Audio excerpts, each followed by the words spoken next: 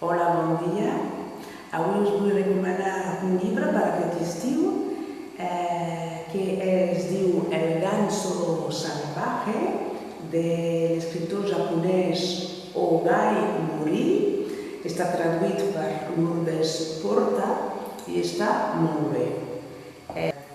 El ganso salvaje té una càrrega simbòlica important i un fil conductor que és l'amor.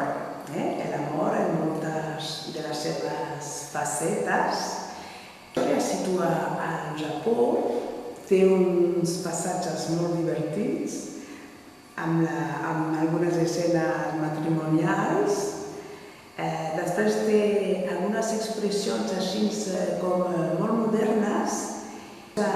Informació sobre aquest escriptor, saps que és un home que va ser metge, que va seguir la tradició familiar i que va ser un referent en la modernització de la literatura japonesa. Aquesta modernització,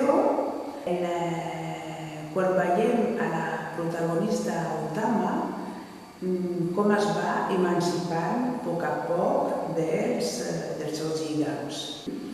Va recomanar un usuari, un bon lector i a la vegada us la recomano jo també.